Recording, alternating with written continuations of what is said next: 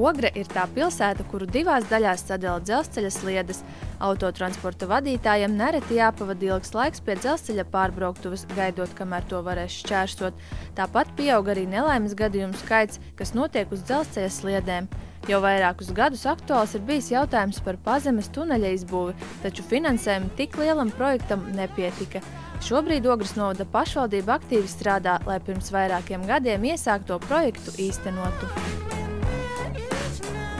Ceturtdien mums norisinājās sēde par ceļu uzraudzības padomes sēdi, kuru vadīja Rihards Kazlauskas, iekšlietu ministrs.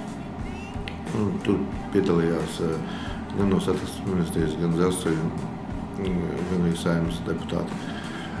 Šajā sēdē izskatīja jautājumu par dzelzceļa šķēršošanu. Gan braucamās ar mašīnām šķēršošanu dzelzceļu, gan arī gājēju tuneli.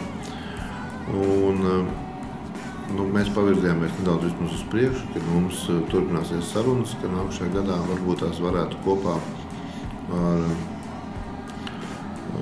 dzelzceļu projektēt šo tuneli.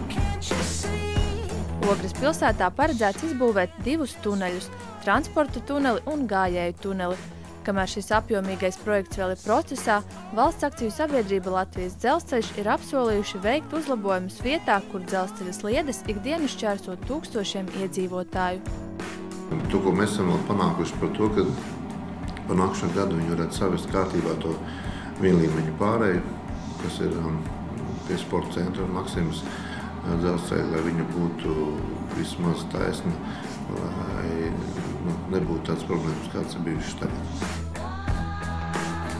Ja nākamajā gadā tuneļu projekts tiks realizēts, tad tālāk sekos darbs pie finanšu piesaistīšanas, jo šāda mēroga būvniecības darbiem nepieciešami 6 miljoni eiro. Sižetu veidoja Sintija Lukša, Artis Supe, Ogres apriņķa ziņas.